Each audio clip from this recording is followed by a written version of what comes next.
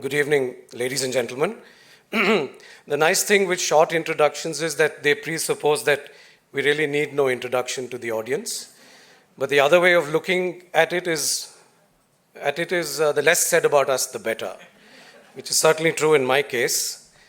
Apart from the General Thimaya Trust, my PhD thesis also centered around the role of the Indian and Pakistani armies in the growth of their democratic systems. And that should clarify a few doubts as to why Annu is in conversation with a lawyer on a topic such as this. I'm just going to make a few brief introductory comments, after which I will hand over to Annu to make a short presentation to you about her work, after which we will go into conversation and then open up the house for conversations and discussions with all of you here. I think Annu's topic, the unremembered Indian soldiers of World War II, is layered in many ways. The word unremembered does not mean forgotten. I think the word unremembered means unknown in some ways. And why is it then that this particular theater and this particular aspect of history remains unremembered, I think is a significant question. We had the Remembrance Day ceremony at St. Mark's just 2 days ago, of course remembering armistice and the First World War. But the question is, who really are we remembering at these ceremonies? Are we remembering the Indian soldier that fought in the trenches, or are we remembering an officer? Are we remembering the empire? Are we celebrating the victory of good over evil? I think in all of these questions, the Indian soldier does not rank high enough in our recollection. Is that because this was an alien war that the Indian soldier was fighting? Is there something such as a just war? Is it because the cause was not proximate to us? I think these are really some of the questions I hope to talk to Annu about in the course of this evening, as to understand why this important part of our history remains unremembered. After all, there were more than 2 million soldiers who fought in World War II. More than 80,000 of them were martyred. The other emphasis for me is on soldier. We're talking here about soldiers as opposed to officers, I guess. Because officers in World War II, I believe, have reasonably got their due. They're well documented. Many of them went on to, in fact, command the Indian Armed Services post-independence. They won their MBEs and their MCs and their DSOs and their DFCs, and their history, I think, is reasonably well protected. But what about the soldier? I am aware that there were 30 or so Victoria Crosses handed out to Indian soldiers in World War II, but I don't think that tells a complete story. In the course of my book, The Order of the Crest, I have a chapter on World War II, where I actually cover the story of Captain Medappa, who's a Bangalore boy, second Sikh, later part of the frontier force. And he was martyred at Kota Baru in Malaysia. His commanding officer, Colonel Cummings, in fact recommended him for a Victoria Cross, which he never got, and his commanding officer ultimately did. So I think there's also a question of much gallantry that has gone unsung. Where do these soldiers sort of revive their lost histories today? And the third aspect, of course, I think, is the focus on World War II itself as opposed to World War I. It's not that Indian soldiers didn't fight in World War I. There were large numbers that fought gallantly and were, in fact, martyred in those wars in World War I. But I think the significance of World War II is slightly greater, if you will, in terms of its timing. It's no coincidence, I believe, that independence followed just a few years after World War II. I think it's correct to say that World War II left Europe, and especially the empire, vulnerable politically, economically. And there was a realization, apart from the Quit India movement that had commenced just about then and Gandhi's growing influence, there was a realization that here was also a fighting force that was strong and dominant. Not to mention that the INA was also very much within the picture. So I think all of these make for a very, very interesting and nuanced topic that we're going to talk about in the course of the evening. But at the center, I believe, friends, more than the analysis of it or the geopolitics of it, I think is the very sense of tribute and memory. And there's no sort of emphasis that can be stated that material memory is a very important part of recollection.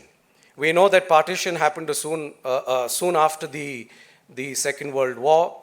A lot of that oral history is gone with the protagonists that were part of it. But an important recollection of those times is material memory. Letters, medals, uniforms, a lot of things that people are otherwise reticent about, they become articulate when material memory drives that recollection and sentiment. I think that's where photographs are crucially important, and that's where I believe Annu's work really steps in to the larger scheme of things. She's an artist. Her work is about creating a project, beginning with a sort of archive of photographs, which then she proposes to progress into installation and other such work that you will hear from her about soon. But the importance really, therefore, is that sense of tribute and that sense of memoir, of collecting these photographs. So I do hope that many of you who have friends or family who've served in the Second World War will engage with this project and share with Annu the photographs and memories that you can put together. With these comments, I'd like to ask Annu to make her presentation. Okay, thank you, Aditya, and thank you to Ravi and all the staff at BIC. It was especially touching to have Shobha introduce me since we went to college together, and also to Vikram Rajaram, who I saw for bringing me here, also helping in bringing me here today. I'm also really glad to share the stage with Aditya Sondhi, a fellow old Cottonian, and also someone who has a PhD on the comparative study of India and Pakistan, focusing on the interface between the army and democracy, and who also looks at that larger picture. I'm actually wondering, in a way, why I asked him, since he's a senior advocate for the Supreme Court and knows how to talk ex-tempo, that it makes me a little nervous to now be in conversation with him after this. So there's a number of other people I need to thank, and I will list their names after the talk.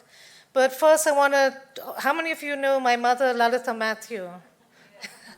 So thanks for rallying the crowd here and getting people here today. And it's really nice to be back in my hometown, Bangalore. So my talk is primarily going to be on the work that I'm doing on the Indian soldiers who fought in World War II, as was mentioned on my current Fulbright. I first want to answer the question that a number of you may have, which is, yes, I have read Raghu Karnad's book, Farthest Field, and I met Dr. Saras Ganapathy and Raghu in January, and they were generous enough to give me a head start on this project. So before I present my work, I just wanted to be clear that I'm not a historian, archivist, or a journalist. I'm not connected to the military, other than wars with my brother, mother, and husband. I usually prefer nonviolence. So who am I and why am I doing this project? I'm an artist who builds artwork using archival imagery and history to illuminate lesser-known histories. I'm also an artist who has lived between three cultures and hence has both an insider and an outsider view. I was born in England. Wasn't I cute? Grew up in India, and another of my classmates is Annie is in this picture too. I now live in the United States. Living between cultures also gives me a different perspective. I'm interested in human stories and the complexities of why some histories are lesser known. So I may not be a historian, but I research extensively for my projects, and I'm interested in changing perceptions. So let me first demonstrate what I mean and then show you a few projects before we focus on the Indian soldiers of World War II. So to demonstrate, I need all your participation. So can I get the lights a little up, please? So what I want you to do is hold your right hand with your index finger, pointing your index finger a little higher than this guy is doing. So I want you to look up at your right hand and start rotating it clockwise. And you've got to trust me over here. So now that you're rotating it, close your eyes and slowly bring your hand down. Keep rotating your hand and bring it down to your tummy button. Now open your eyes and look at your hand, and you'll see that your finger is moving anti-clockwise. So based on your perspective, you can look at things in very different ways. So now we can bring the lights down. Thanks. So let me show you a few projects where I try to bring a different perspective. An Indian from India is about the confusion between our type of Indian and the Native American because Christopher Columbus got lost. So on the left here you have a noble savage, and on the right is a savage noble. I take 19th century photographs of Native Americans and pair them with self-portraits. My goal is to reverse the gaze and reconsider historical narratives and those outside the majority. Here's a red Indian and a brown Indian. It also touches on parallel approaches to ways that colonial powers treated and photographed the indigenous communities in both India and the United States. I would go more into that in a longer presentation. A later project was Open Wound, which is about the children of partition of British India, and one of the participants is actually in the room today. I did this work on my first Fulbright to India in 2012. Many of you know this history where over 15 million people were displaced in just 3 months and over 1 million died. The partition was one of the most violent periods in the 20th century, only exceeded by the killing during the 2 world wars. For someone who grew up in India, associated in my mind with Gandhi, nonviolence, and yoga, this created a strange disconnect. In my project, I tell the stories of the children of partition who are now in their 80s and 90s. My aim is to collaborate with my subjects to create work that is accessible to a larger audience by using their family photographs. What happened to them should not be lost to history. So this is the Kohli story.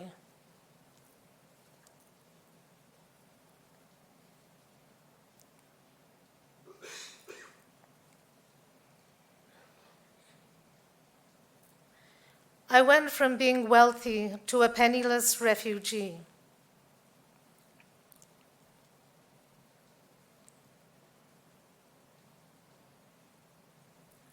My father went back after 2 years to his home at Lakshmi Mansions, flat number 39.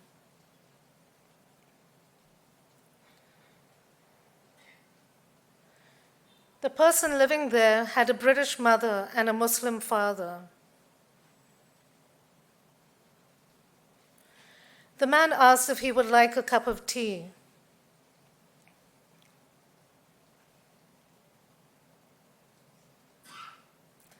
My father said, when I was served in my silver tea service with my monogram on it, I realized that I was homeless.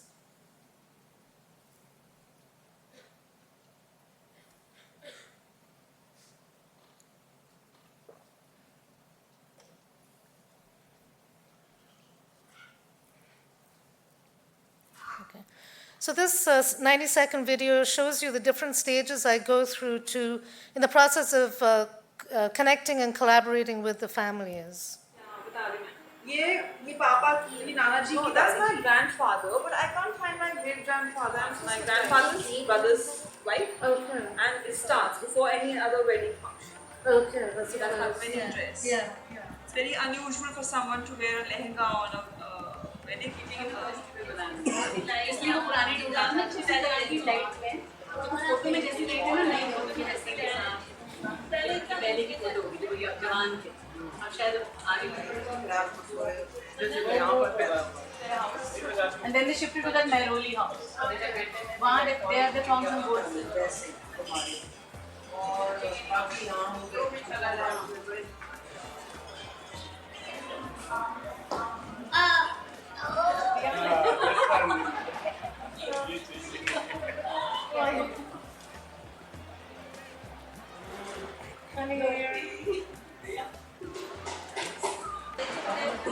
Just show what you do.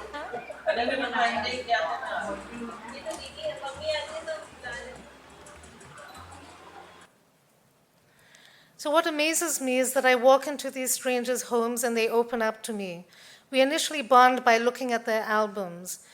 This is one of the strengths of photography, the power to trigger memories and shared storytelling. In 2015, I was awarded the Sylvia Chandley Professorship in Peace Studies and Nonviolence from the University of Rhode Island to expand the stories of partition to include the stories of Pakistani and Bangladeshi families. I wanted to explore the multiple perspectives on partition. I think this interest comes from someone who has lived between cultures. I am Indian, but I'm also very aware that there's other sides to the story that needs to be told. Unsurprisingly, the stories were very similar to what I heard in India. And I'm going to show you Abdul Halim's story.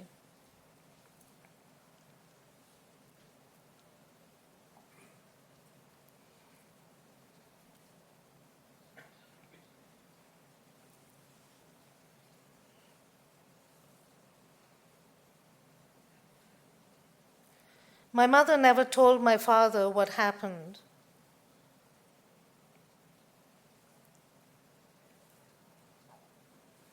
She said because he never asked.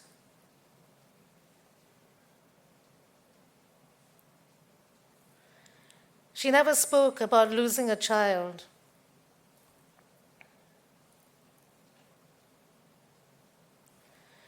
My father said he didn't want to know how she was saved, as there was always a stigma about women who survived.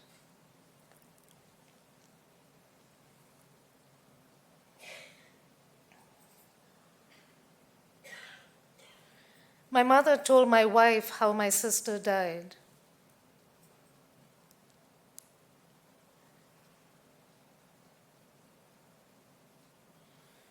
She was given a choice to choose between my sister or me, but couldn't make one. It was decided for her. So I've shown both the work from India and from Bangladesh and Pakistan in New Delhi, and it was really interesting to see survivors of partition read both sides of the story and said, oh my God, the same thing happened on both sides.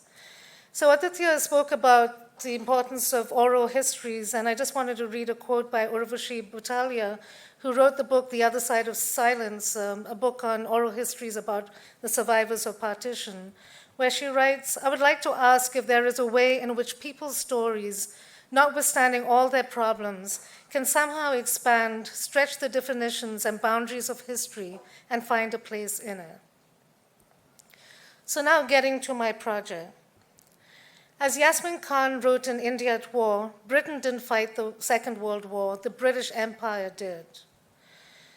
So I was really surprised to hear that 2.5 million Indians fought in World War II. I find it staggering that their contributions are not included in history. And as someone who studied here in India, this was complete news to me. So my job as an artist is to take that abstract number of 2.5 million and transform it into something that's tangible to make that history more accessible. For the commission for the 2018 Kochi-Muziris Biennale, I focused on the Indian soldiers who fought in the Italian campaign of the Second World War. To give some context, in Italy, there are 5 graveyards with the remains of Indian soldiers, 2 just for Indians, and 1 is for Gurkhas. They're in Arezzo, Cassino, Forlì, Sangro, and Rimini. I did a majority of my work in Cassino, and this is what it looks like. Oops, I guess the movie didn't work. And the Commonwealth Graveyard in Forlì, which was just for Indians. I projected archival footage from the Imperial War Museum that I had edited that shows the Indian soldiers fighting with the Allies in Italy.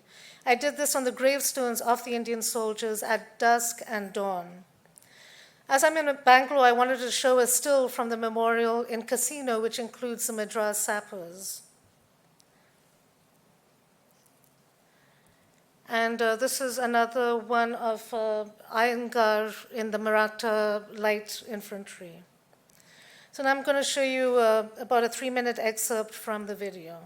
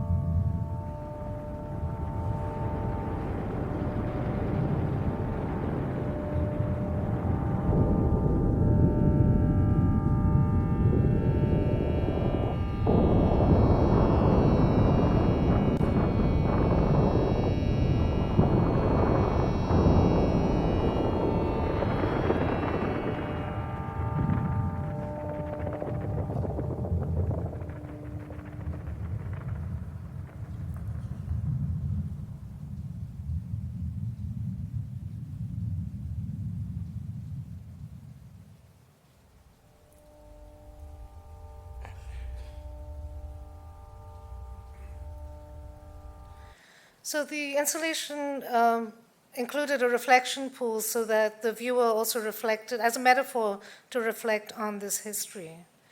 So now getting to what I'm doing in India right now.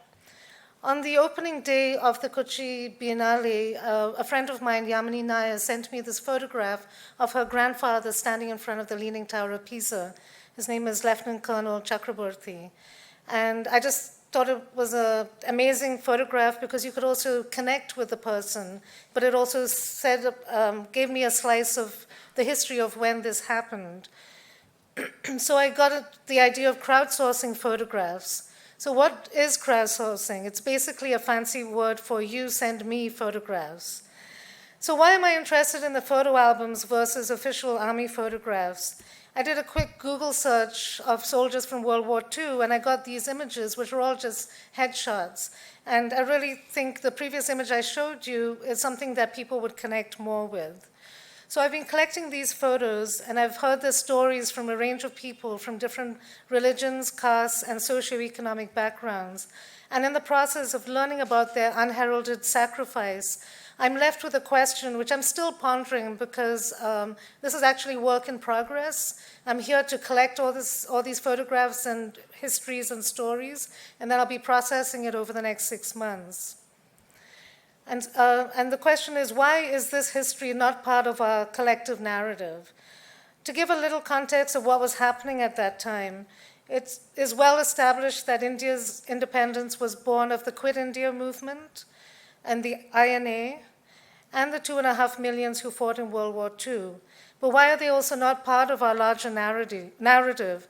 Especially because World War II was truly global, with pivotal conflicts outside of the European and Pacific theaters and here in Asia. I would argue that it was a confluence of all these three things that has left us with a complex and incomplete narrative that gave us independence. So the Red Fort's trials by the British of the INA soldiers ramped up our passion for independence and was the nail in the coffin of the British rule of India. The Bombay Mutiny by the Royal Indian Navy of 1946 was an example of this. But one can't also forget that the INA fought with the Japanese and the fascists, who were part of the Axis, who invaded Burma and nearly occupied India. They fought against their allies in Kohima and in Manipur, and there was also a plan to invade Chennai. The logic of the INA was my enemy's enemy is my friend, and with the British colonizer being their enemy. So yes, this is a complicated narrative, a confluence of different forces and ideas. Can all three be acknowledged? Can we consider the human stories and the contributions of the Indians who fought in the Second World War? So I thought I'll now show you a few photographs before I conclude. So this is Arun Swaminathan's father's story. He's here in the audience. In the late 20s, Arun's family lost their ancestral property in Tanjore. His grandfather was a supporter of Annie Besant, and when they became homeless, Dr. Besant offered his grandfather a place at the Theosophical Society in Adyar, Madras. There, Arun's father, Swaminathan, met Reverend Arundale, the husband of Rukmini Devi Arundale. At this time, the Second World War was peaking, and Arundale was placed under house arrest for his support of the Indian freedom movement. Swaminathan wanted to join the freedom struggle and went to Arundale for advice. He told him that his whole life was ahead of him, and he would end up in jail if he joined the freedom fighters. And Arundale also predicted that the British would leave India after the war, so it made more sense for Swaminathan to join the armed forces and help in the war effort and the independence that was on the horizon. So Captain G. Swaminathan was commissioned to the Indian Army and was absolutely passionate about it. To show his gratitude to Reverend Arundale, Captain Swaminathan named his son Arun. And this is Lieutenant Color's story. This is a picture of him 6 weeks after getting married. He was then commissioned in Italy, and this was afterwards, and you can see that he had cut his hair. And the reason was he was put in a prisoner of war camp in Italy. And while he was there, he had picked up some Italian, and he and a friend managed to escape. And when they escaped, because of his smattering of knowledge of Italian, they convinced this Italian farming family to hide them. And the farmer advised him to cut his hair so that he could pass as Italian. So even when he came back to India, they kept in touch, writing letters to each other. And when he passed away, his daughter went back to visit the family in Italy. So through this project, I found out that my mother's uncle also fought in World War II. And according to author Sri Nair, who just had a book launch about a week or 10 days ago, I recently learned that some soldiers sported the Hitler moustache as an act of rebellion. Lieutenant Colonel Sundaram was the first Indian to be part of a Gurkha regiment, and some of you may know his son, Lieutenant General Sundaram, who's here with us in the audience with his wife, Nalini. So what am I going to do with these photographs? My role as an artist, as I mentioned, is to take that abstract number and transform it. So one of the ideas I have is to create this 3D crystal.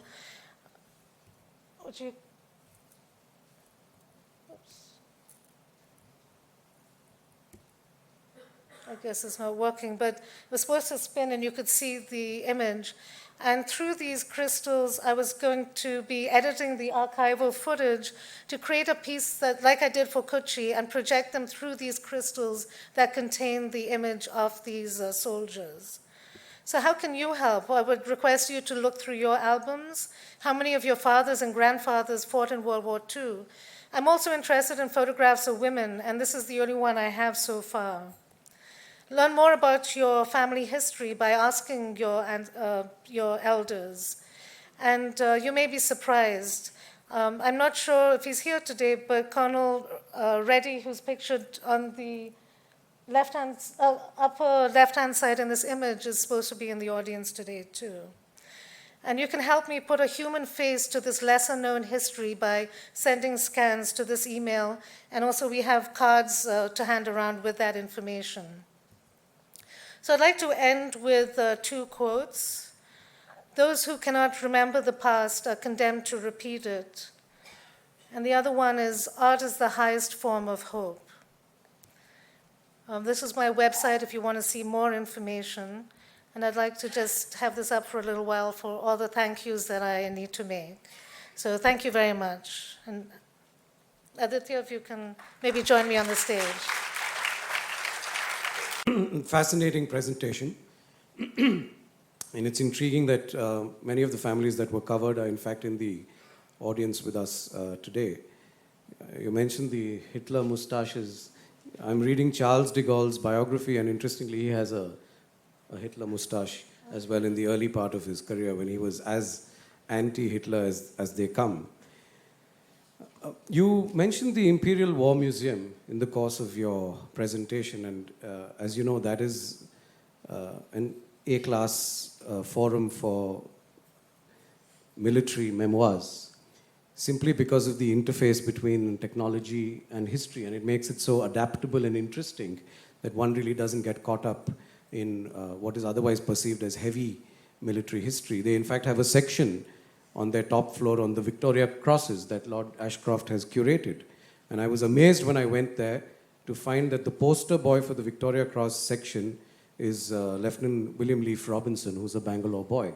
So I want to ask you, why is it that our history keeping, as it were, especially when it comes to military history, has in a sense fallen short?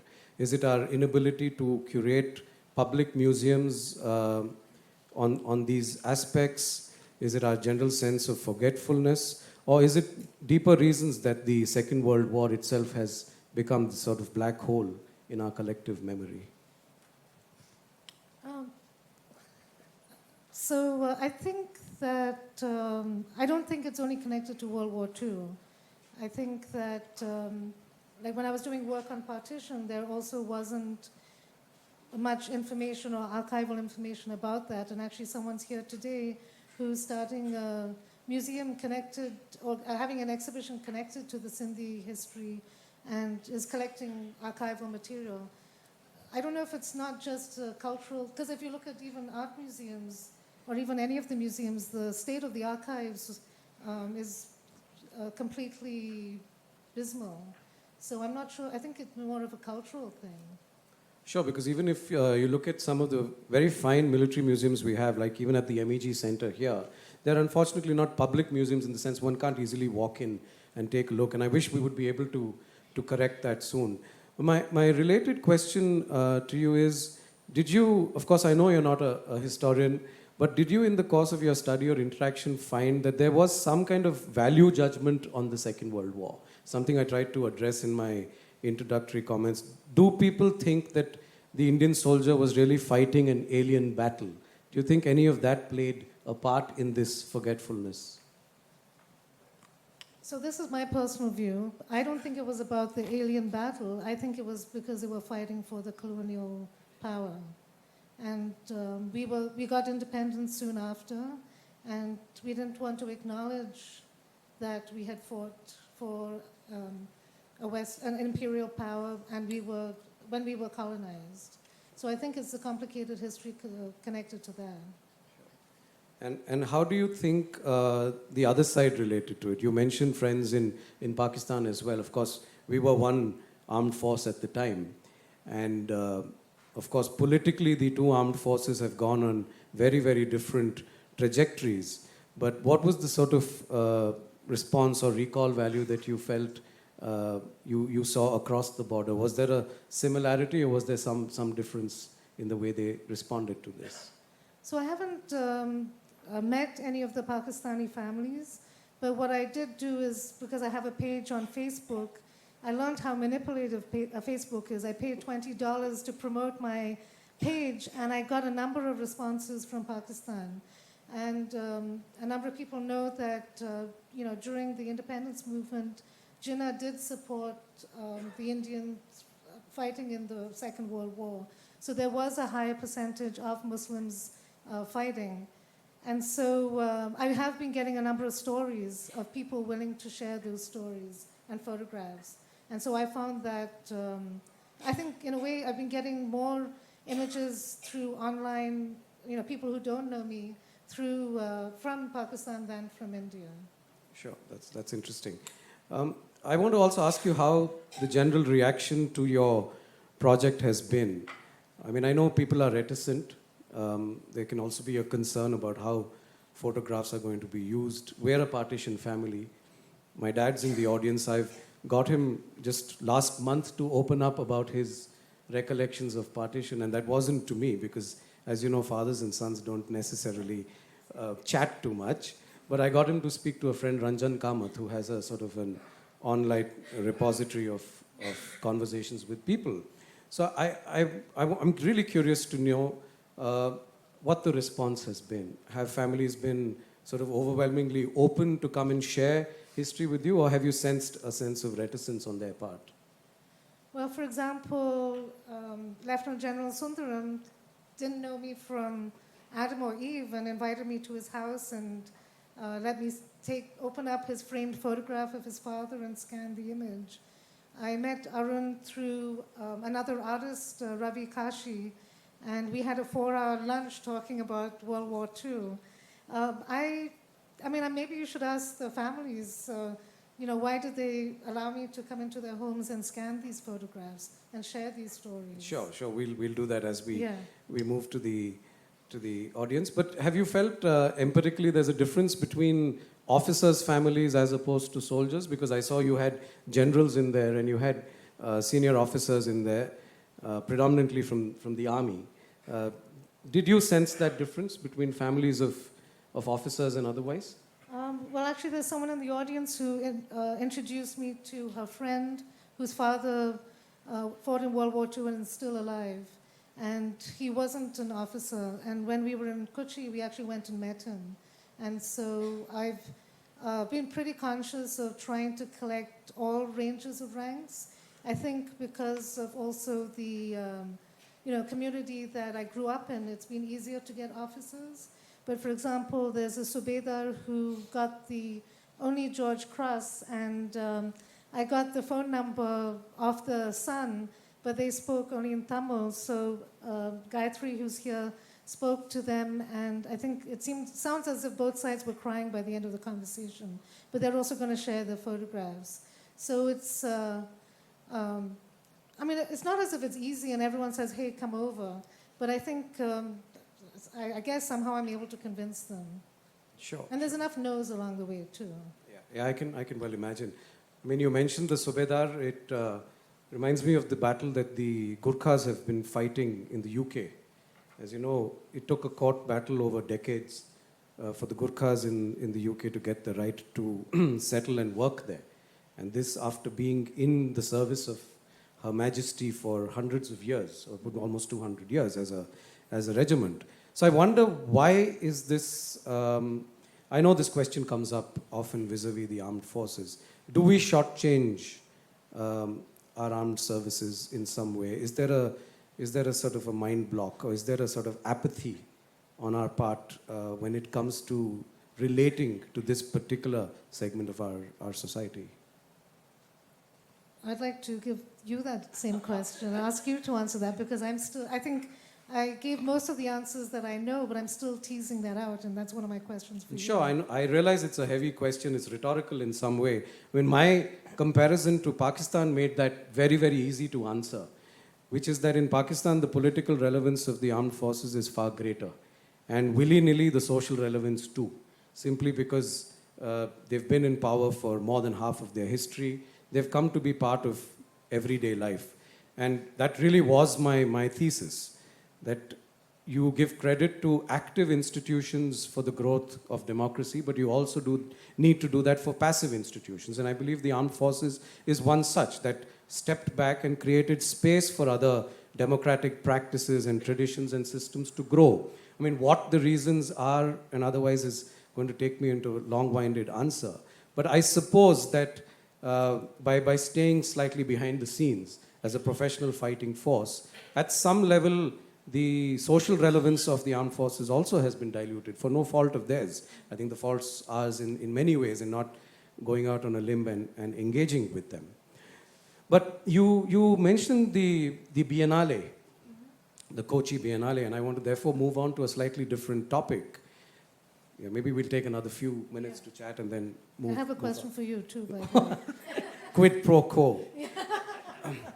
My question on the Biennale is slightly different because I realized that you're approaching this as an artist. Now, when I was at the Kochi Biennale in December last year, there was a section at the Uru Harbour called Srinagar Biennale, which was actually in Kochi. And it had very moving photographs of houses on fire, on widows wailing. There was interactive videos and other art forms that made it, I feel, quite unbearable to be there. And the one most abiding and difficult memory that I carried from that Srinagar Biennale was these baby-sized coffins that were placed. Those of you who were there would have seen it. That was simply placed there and left for you to draw your own conclusions. And I think that sort of recall I had, maybe not to that degree, when you went to the Auschwitz galleries in Europe. So my question to you, Annu, as an artist, is that is art the right medium to engage with problematic socio-political issues? I mean, there is a school of thought like the Harold Pinter school, which says that art must entertain, it's for people to take away what they want. And then, of course, there's the other school of thought which says that art's priority is to engage with and highlight current and difficult socio-political issues. And I really want to know where you stand on this. I think artists can have different approaches. Some artists are creating work that's purely aesthetic. For example, I just went to, I'm sorry, the show at the NGMA. Prabhuda Datta's work, and some of the images are just purely visual, and when you're going through a really tense time, sometimes it's just calming or releasing to just see something really beautiful. In my work, I do have a socio-political undertones, and I think that comes from initially wanting to be a photojournalist. But I think that all of those approaches can coexist. I do think that art can reside in a more neutral place by using visuals.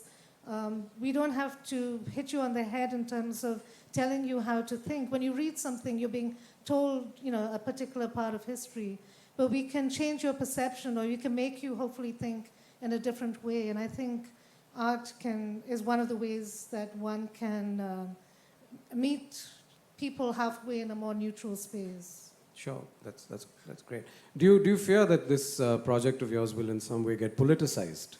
Because as much as I said, and I see that your spirit behind undertaking this project is different, but considering its nuance, its proximity to partition, and the times that we live in, do you fear that there could be some sort of political hijacking of the work you're doing, and is there something you're doing preemptively to deal with that? So as I mentioned, this is work in progress, and so I think the 6 months that I have after this trip is really to kind of digest this material and figure out a way that it doesn't become political. I think my partition work could have become political, but I think hearing these personal stories really takes you away from, what we read in the history books and realizing that it's just people who went through these horrific things, and can we find, again, a place to meet halfway. So that's my responsibility as an artist. And that's why I also take, a lot of these families have given me photographs and are trusting me to use these photographs in non-political ways. And so I have to think that through very clearly. And I guess I don't think I would show the work until I'm comfortable with that. Sure. And do you have plans to show this work in Bangalore as well? I'm waiting for someone to offer me a show. Bangalore International Center.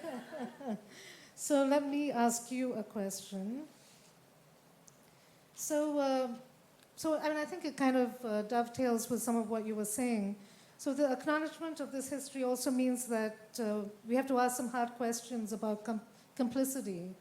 For example, the Indian military fighting for our colonial occupier, the INA fighting on the side of fascism, and the Quit India movement not taking into account the larger picture of the magnitude of the Second World War. It seems as if no one was innocent. Does this make for a painful corrective? Do you even think a corrective is even needed? Other countries have truth and reconciliation commissions, and they have figured out how to come to terms with similar or even worse, more complicated histories.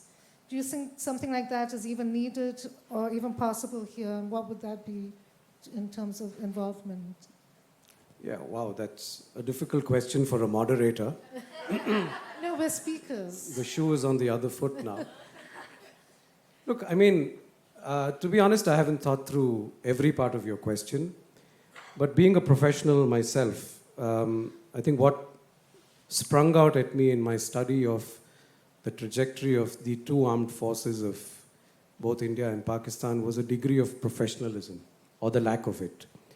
The early years, I think both armed forces showed an almost co-equal sense of British style, if you will, officer style professionalism, apolitical, neutral, fighting the wars that the government of the day called upon you to do, and keeping your nose out of politics. That was the early sort of mantra. But as we know, pretty much from the 50s in Pakistan, that went completely wild, and the army is well entrenched in politics, where it really does not belong. But as far as the Indian side of things is concerned, I think that professionalism, by and large, has remained. There are, of course, a lot of things that the Indian army has to answer for. You talked about reconciliation and so on. There are questions on AFSPA abuse, human rights abuse, the role in Assam, the role in Kashmir. These are difficult questions to deal with. There's no black and white. You have Supreme Court committees that are looking into it. You have internal inquiries that the armed forces conduct. You have the media on it. But I do concede that probably there's not enough closure as far as we're concerned on those aspects. But the bottom line, I think, still remains, which is something I began by flagging at the start of my introduction, which is I don't think it's for armed forces to decide what is a just war. I think it's more for them to decide the manner in which that war is conducted. I mean, that is my mantra as a lawyer, at least. It's not for us as counsel to decide whether a particular case is morally correct or not. The question is, how ethically do you conduct yourself in the course of that brief? And I think on all of that, the progress, if you will, that the armed forces have made have been a very interesting study. And I do agree that they keep things open for further examination and scrutiny, scrutiny from within and from without. But long answer short, we have a lot to be proud of. And I say this responsibly, because when you look at the role that the armed forces have played here, and that has been my conclusion in my thesis, is that there have been several moments in Indian history, and it's a fairly recent history we're talking about, 70 years. And I've highlighted in my paper at least, I think, 5 or 6 instances where in identical circumstances, the army in Pakistan would have been in power through a coup. And why is it that our army didn't do it? There are reasons beyond the army, but there are also significantly important reasons within the armed forces as to why that didn't happen. And I think that when one looks critically at the role of the armed forces from a human rights perspective, one also needs to keep in mind this particular dimension of its role. Okay. Yeah, so I think this should be the last question before Annu gets to ask me any harder ones. And that really, Annu, comes from one of your slides which said an Indian from India. You're kind of reiterating your identity, as it will, though you're at RISD and in the US. Do you see yourself having an insider's perspective? Do you see yourself as looking at this from within? Because you said you're not an armed forces family as well. You live abroad. You've worked abroad most of your life. So my question to you is this an insider's perspective, or do you have the advantage of distance when you look at these issues? I definitely think I have the advantage of distance, and what I've also been noticing at some of the, Trees book launch and some other events that I've attended, they tend to only have a military audience. And so I think by being an outsider, I can hopefully get this history outside of that limited circle to a larger audience and to just everyday people to think about this history and its consequences on the identity of our country. Great. I think on that note, we will hand over. The mic will come around. Please introduce yourself briefly and try and keep your comment or question as short. For that really interesting work. I have a question for you and a comment for you, Aditya, about why our museums are, apologies for my hoarse throat, but why our museums are not well kept. I think we have a healthy irreverence for permanence, which is to do with our notion of time, which is cyclical, and history, which is not teleological. My question to you, Annu, is you spoke about the form that your work will take in terms of the rotating LED cylinders. So I'm wondering that, since you're still in the process of collecting the stories, and as you say, you're not a historian, you're an artist, how do you think your form actually reflects the diversity of narratives that you're likely to encounter? Because, otherwise it runs the risk of collapsing into a kind of, standardized history in some sense. So I think that's what I'm going to be processing in the next 6 months. It could take the form of a website where you click on the photograph to learn more of the history, or when I'm doing the projections, if the text is written in white on the wall but only lights up when the projector light hits it, it could be ways of telling the different stories. So that's what I'm really going to be working on. For me, the technique has to dovetail with the concept, and as you saw in my partition work, the storytelling is very important. And the more I do this project and meet people, the storytelling is becoming more and more important and personalizing it. So I'm going to have to figure out a way to do that. I don't have an answer right now. And that's why I usually don't like to show work in progress, because I sometimes have no idea how it's going to turn out. With Shrishti students, and I'm hoping they're going to open my eyes to new options or ideas of how to deal with maybe some of those stories. Good evening, Annu. I'm Colonel Vijay Reddy. I'm a retired infantry officer. My father fought in the Second World War as a young second lieutenant in Burma. My late father, he's not alive anymore. So there's a lot of information we can share with you. This is just a statement for later. Now, I have a statement to make and a question to ask. My statement, which again, I think Aditya asked you a question as to why the Indian Army's history is not so well recorded, or words to that effect. In my battalion, and from what my seniors and I, when we got discussing about this, I think one of the reasons why we have not recorded it or spoken about it is because we were guilty, or retrospectively, when you think of the past, there is a sense of guilt that we were involved in listening to the British and doing certain things we should not have done. The Jallianwala Bagh massacre, it was not General Dyer himself, it was Indian troops that did the massacre, listening to the orders of that guy. Similarly, there were certain other incidents. My own battalion, 15th Battalion, the Rajput Regiment, we fought in Burma. And right after the war, as my unit was coming down, the Subadar Major was insulted by the commanding officer for one of the Jawans who had broken his leg, or he was faking that he broke his leg. So he insulted the Indians. And that night, they went and killed him. They killed the commanding officer. My battalion was disbanded.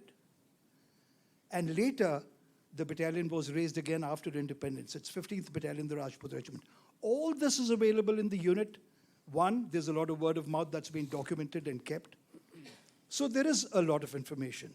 That's a statement. My question is, how come you haven't interacted with the Indian Army units? Is it because of security? Or is it because you don't want to talk about it? There's a wealth of information. You can spend years. There are certain battalions, like my own battalion. Here, I know General Naidu is here amongst us. His unit were raised hundreds of years ago. And we've got history in some form or the other, may not be very well recorded and documented, but there are pictures. There are pictures of one of my battalions that was in China during the Opium War. We've got trophies in the unit that was, which now we keep in our officers' mess. When Jawaharlal Nehru visited the battalion after independence, he says, don't let the Chinese see this, they'll claim you as theirs, because of the various things we have. So there's a wealth of knowledge, and I'm surprised you haven't looked at that. Maybe you want to. Well, first of all, I really appreciate what you said initially, because I don't think that is often acknowledged. Second, I've been trying to get, I grew up in Bangalore, I've been trying to get into the MEG museum, and some of my friends have been trying to help me. But because I'm an OCI, I can't get permission. So actually, I'm hoping that my Trishti students will be able to get in for me. But also, the second reason is that most of the photographs that are in the Army records are headshots, or a lot of them on the field. I really want photographs that show the personality of the person. And most of those you get in the family albums. So I'm not adverse to getting photographs from Army records. And so I've been also in touch with Squadron Leader Rana Chinna, who's been extremely helpful, who's at the archives in Delhi. He's been extremely helpful in putting me in touch with people, but also providing photographs from his archive. So I am doing that, but I'm putting my primary focus on the family albums. And I would love to talk to you after this. My husband will make sure you get a card. This is a question more for Aditya than for you, but there's a tail that's addressed to you. Aditya, in your introduction, you consistently use the word martyr. Consistently. Not the more neutral died or killed or something like that. I wonder why. I had a conversation just before this began with someone who's here about an uncle of mine. Two of my uncles were in the Second World War, one in Burma and one mainly in Italy. The Italian said, the Indian who was in Italy said, he retired as a career soldier.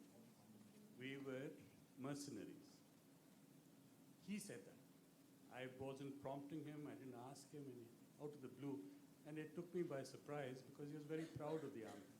Very proud of the army and very proud of the service, his service in the Second World War and that of his unit, etc. So, Annu, this is a tailpiece.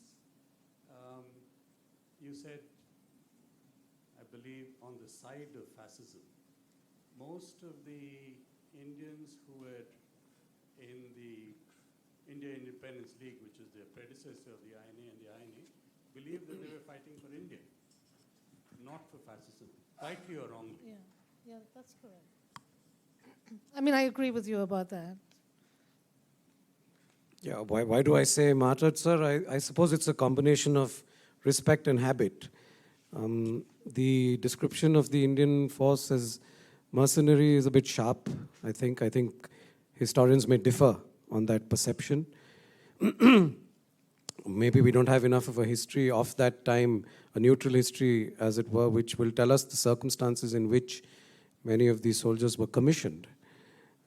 You have the French legions, which are self-proclaimed mercenaries. Would that tradition or that description apply to non-trained professional fighters in India, many of whom were picked up as civilians to fight these wars? Were they driven by monetary gain? Were there other circumstances that led to it? I think are much bigger and deeper questions that we have to look at. But I tend to use the word martyred. I use that, sir, not only for the armed forces, but even for other civilian forces, if you will, paramilitary and so on. And I stand by it, yeah.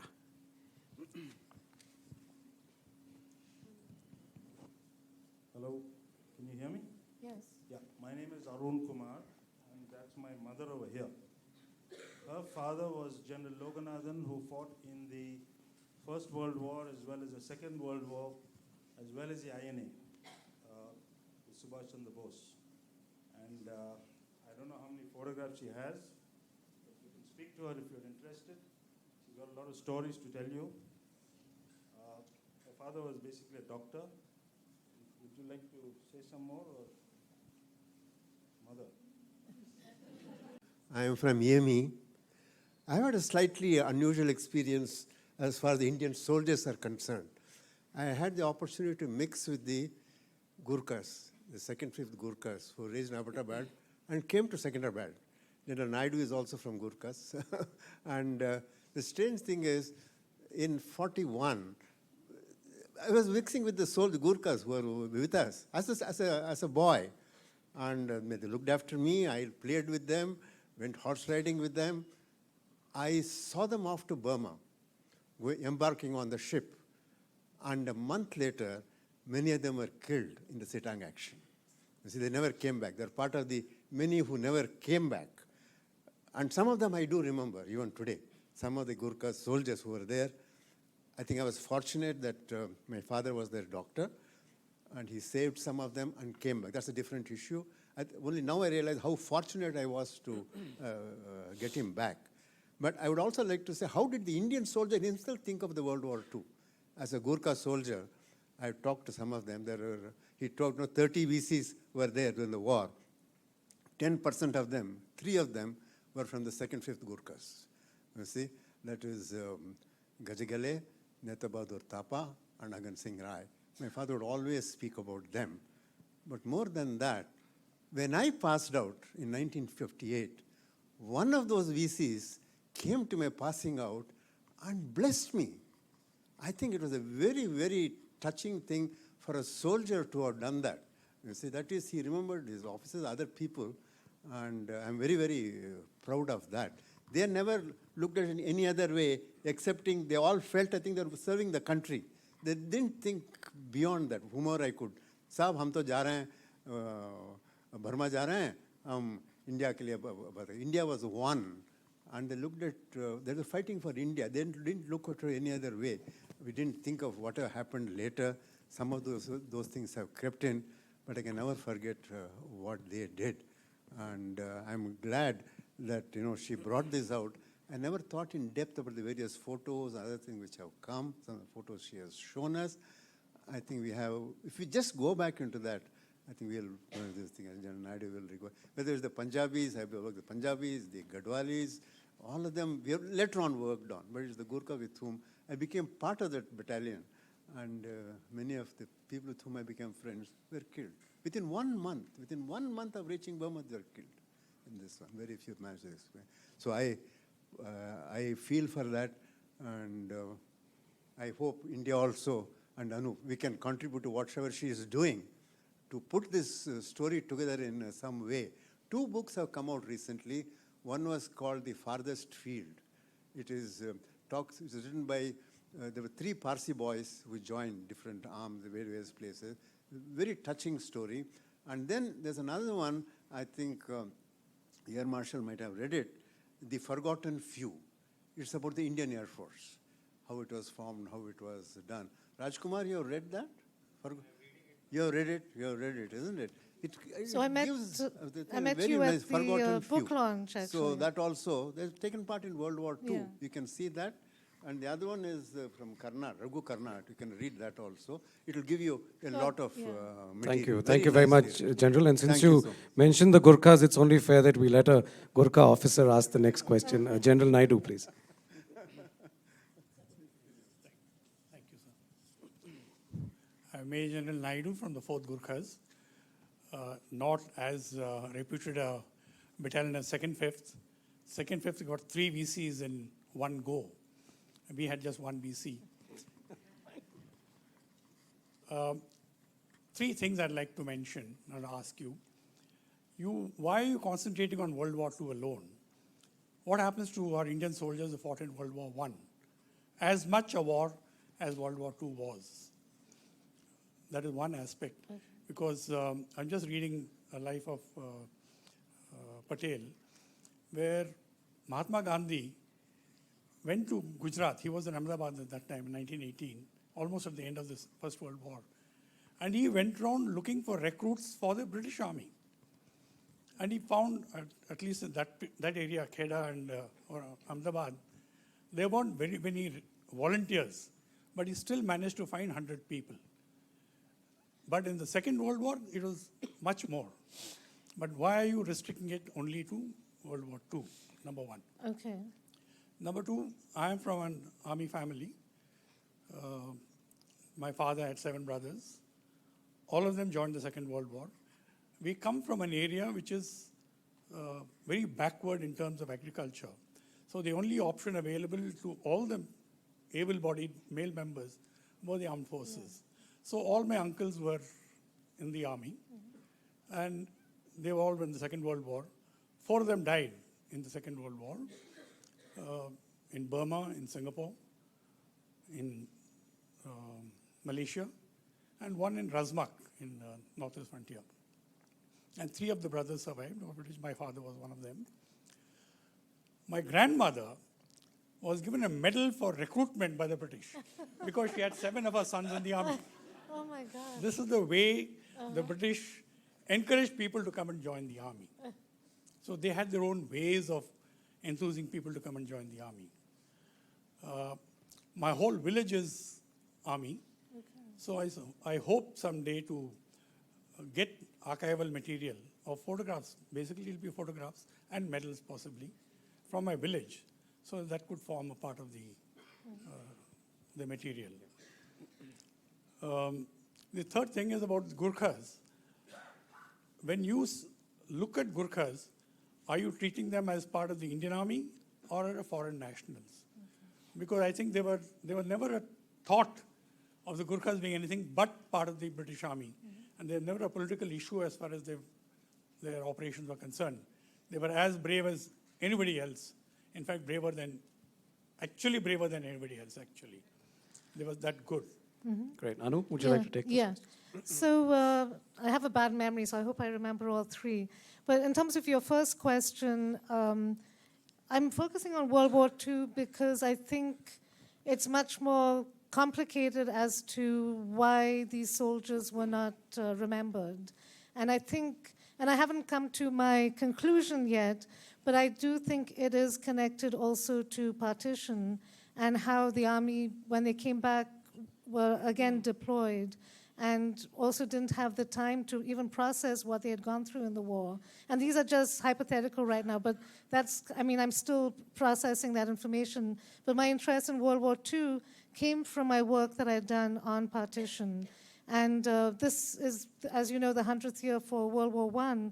There's a lot of work that's been done on that, a lot of acknowledgement for the Indian soldiers, whereas this history is still, there hasn't been much illumination on this history and India's role. And I always like to make my life more difficult, so that's why I chose World War II. Second, I'd love to know the name of the village that your family's from so that I can get more family photographs. I don't think there was a question in the second point. No, okay. And the third one was? The Gurkha. I am actually including the Gurkha regiment and the army soldiers. And if you could help me, that would be even more fantastic. I've been in touch with a couple of families, and I think I have one so far, but I would like to get more. And when we went to the graveyards in Italy, it was striking how many gravestones were to the Gurkhas. And actually, on my last Fulbright, I taught in Nepal, and one of the students was from Singapore, and he was doing a project on the Gurkhas in Singapore who live in this walled community. And I had no idea or knowledge of that till I met with him. So it is fascinating, their role, their almost invisible role in all this. Yeah, so maybe go around the... Just one Sure. Talking of my battalion, first floor, we have one soldier who joined the battalion when the battalion was raised, his ancestors, in 1858. From then onwards, there was a member from that family in every generation till now. Yeah. And we have a collection of the family medals in my center, which commemorates the battalion's action in every war from 1858 to the present day. There is enough material available in all the regiments, like what Colonel Reddy mentioned. There's enough material, but you have to look for it. There's enough material in all the regiments, in the regimental history. It's a center here itself is a great But I also like the personal stories, like the prisoner of war camp and learning Italian. Some of those stories are not in the records. So that's something else that I'm very, very much interested in. The regimental histories are full of these. All the regimental histories. For you, sorry. I hope, sir, that the Forge will also be open enough in sharing that information with Annu. I mean, we're assuming here that she'll be able to walk in and source it. We know that's not so easily done, but maybe with your good offices that those doors should open. Yeah, I hope those Sir, doors could will we open. go around, if you don't mind? That I see a few hands. Brigadier has a hand. Pervin has a question, and if I'm allowed some... minute. Annu, I have a personal collection of a soldier who was a prisoner of war in Papua New Guinea. Okay. There were 3,000 prisoners there in that camp, which was established by the Japanese. And at the end of the Second World War, when the Australians went to save these prisoners from that area, there were only 11 survivors. Oh my gosh. Wow. And the 11 were brought back to Australia, and they were medically treated. And after that, they were to be repatriated to India. Unfortunately, or fortunately, I mean, it was that this one gentleman fell sick the day they were being sent back to India. So when the 10 of them put on the flight and were being sent to India, the plane crashed. Oh my God. So he was the only survivor who came out of that camp. But look at the amount of respect the Australian government gave him. He came back to India, and then he got a commission, and he became an adjutant when my father was commanding the battalion in 51. His name is Captain Chin Singh. So I have, when I went to Canberra, I managed to get from their archives the history of this prisoner of war camp. Okay. And they had wonderful material, which I got. So I would love to share with you. Please, thank you. Thank you so much. Pervin? No, Annu, I don't have a question really, but more a comment. I just thought as I heard you and heard about the whole project just now, that your choice of title, The Unremembered, is particularly poignant. Because, you know, when you say forgotten, it almost feels like it's something that's kind of happens unconsciously. But somehow this title kind of is more piercing, and it kind of, the element of it being almost like a conscious, something that happened as a choice rather than just unconsciously. So I just wanted to just share that, yeah. There's a question here, yeah. At the time of partition, we were in Quetta. Somehow we survived. My question is that the Indian soldiers of World War II and the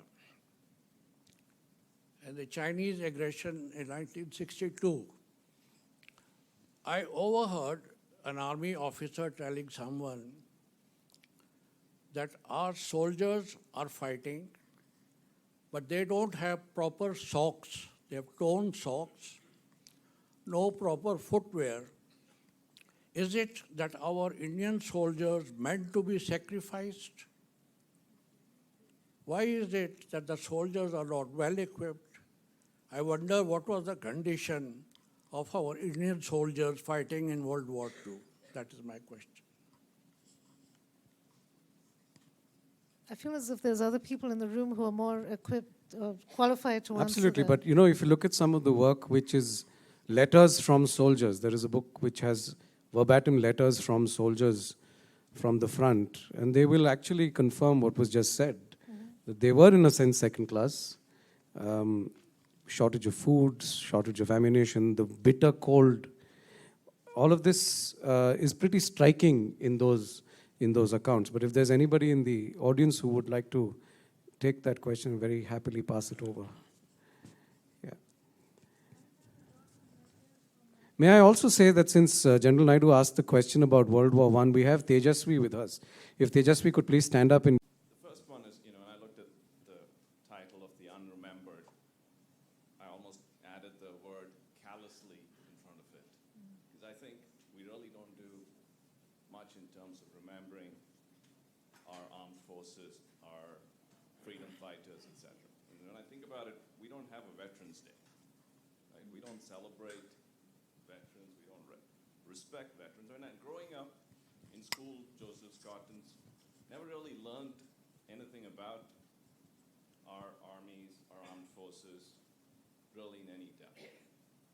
Do you think there's a way, and this is a question to you, Aditya, would there be a movement to change that? I mean, I see some changes now with Operation Vijay and, heroes from Kargil and others being feted, but it's not broader than that.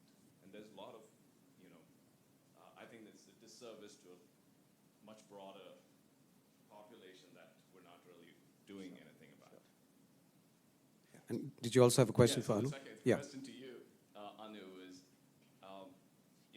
listening to all the questions here, particularly from a lot of the military officers, there's a lot of depth of history that's begging to come out.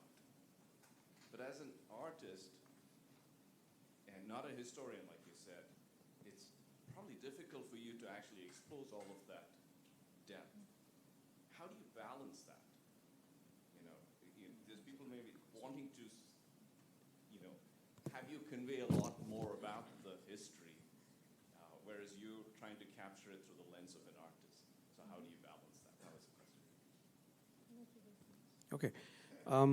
Yeah, that's an important question. You're right that a lot of the history we had in school was whitewashed. The marked difference, I think, is that public schools, pre-independence and maybe even up to the 60s, were the feeder to the armed forces. So by default, there was an engagement with the services. You had classmates and seniors who went on to serve, did well. You had eminent armed forces families sending their kids to some of these public schools, which was the sort of the English tradition, if you will. As you'll agree with me, that has changed dramatically. Public schools today do not feed the armed services. I doubt as to how much they feed public service in itself. And I think that's where the onus has shifted. It's not easy getting curriculum changes, as you know, because that's a stranglehold that certain powers that be have. But there is still room for people to do that, and we try and do that. The General Thimaya lectures, if you've heard of them, are a sort of an alumni endeavor to try and get an engagement and an involvement, and if nothing else, at least an awareness that there are stories to be told. I do believe that there is also an onus on the armed forces themselves. I hope I'm not mistaken when I say this, but I do think there's been a little bit of reticence, if you will, in going out beyond the Kendriya Vidyalayas and beyond the armed forces cantonments and so on to engage with civil society in general. I don't know what the reason is. I'm not making this as an accusation. But I think it would also help if it came from that side. My speaking about the armed forces is a very second-hand account. I've never served. I don't have family in it. And I'm going to therefore probably make mistakes along the way. But there is something about someone in uniform, somebody who's lived the experience, to come and then engage with a bunch of, say, school students or even college students and present that perspective. When I went to the law school, I never heard a good word about the armed forces in the 5 years I was there. My friend Piggy's here. I don't know if you did, but I certainly didn't. All I heard was bashing. I heard armed forces bashing for what was happening in Kashmir, which is a point well taken. There's no one's running away from it. But I perhaps would have been a more complete student if I'd also got the other perspective from the horse's mouth. And I wish that would happen as well. So I just wanted to add a little bit to that first question, and my mind is blanking on the word, so I'm going to look at David for it. In terms of Vietnam and in the US, where people from all families had to take part, the draft. Yeah, they had the draft in the US, and because people from all different socioeconomic took part in that, I think there's a more remembering of these military who or veterans in the US. In answer to your question, I don't think any one person can do everything in terms of history or in my artwork show everything. But I think my artwork can be that bridge between, or whetting the appetite of the viewer to want to learn more.